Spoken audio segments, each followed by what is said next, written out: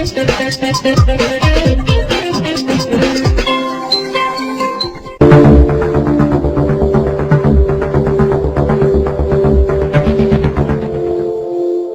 right, let's talk some offense, which is probably the most important thing for most kids to try to learn.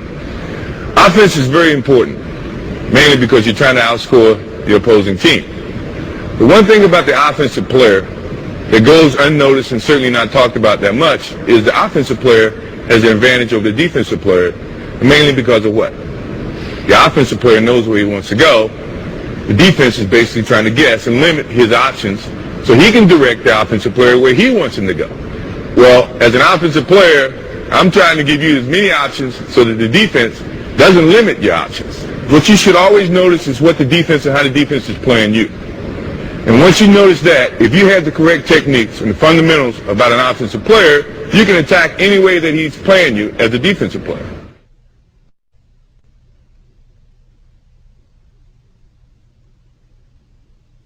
Triple threat is basically what it is. You have three options when you're in that stance. You can either shoot the basketball, you can pass the basketball, or you can drive the basketball. And using those three options, I think you should always articulate what the defense is doing to you. And three moves that I try to utilize, and you've seen me use in the years that I played, and I think are very valuable to me, is to attack the defense based on his stance. If I'm attacking, I'm going to use a jab step. And a jab step is a quick step to get the defense to react. And if the defense does not react, then you have a lot of other options that you can go about that. So jab step with your right foot, defense does not react, you go passing, putting the ball here so that the defense cannot get to it.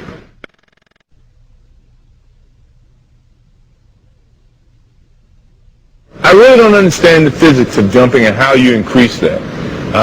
The things that I can say that I did when I was a kid to improve my jumping are very basic things. I used to ride the bicycle a lot. I used to work on jump. I used to just try to jump and try to dunk. And I guess if you exercise that muscle to that activity, somehow it's going to improve. How much it improves, no one can really dictate who's going to be the greatest leaper of all time or when the next player is going to be a great leaper. But those are the things, if you work on your jumping to some degree, it's going to improve some. Will it maximize your opportunities? No. I think to be a better basketball player, you don't have to jump high. You just have to be smart in how you utilize the skill that you've been given.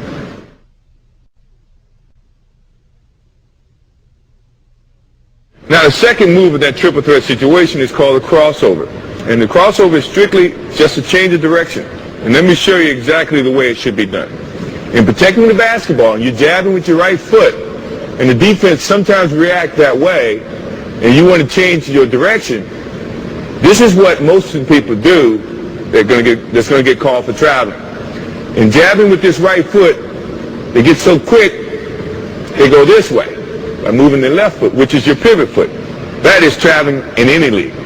So the correct way to do it is when you jab, now you're going to pick up the same foot that you jabbed with and change directions.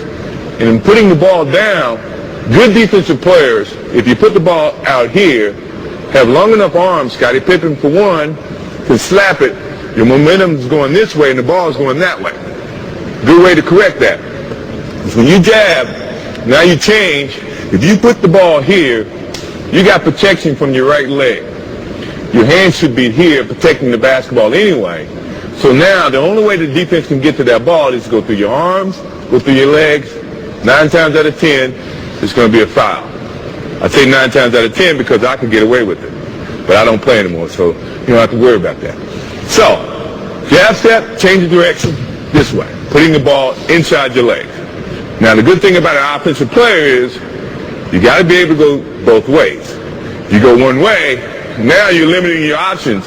The defense is going to read that, and then they become more, I guess, have the advantage to try to limit your options. As an offensive player, you never want to limit your options. So, when you're working on that move to do it this way, also do it that way. So now you can have two options. If my man's taking a defensive stance, the thing that I'm looking at right now is he's playing parallel. So now he's playing me to go either way, which is good. Which it also, to me, means all I have to do is give him a nice little fake this way. He's going to think and feel that that's the way I'm going, my change of direction is a little bit better to use when you see a guy with the parallel stance. Mainly because he doesn't know where you're going.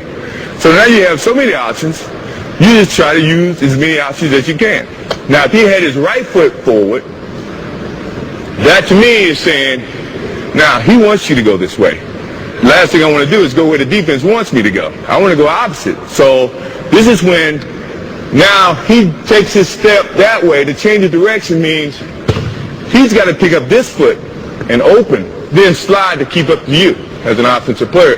That takes more time than you taking that crossover and driving to the hole. So you have the advantage in that sense. Now, if he has his other foot up, this is what I was telling you about being able to go both ways. Now you can do the same thing and attack it this way.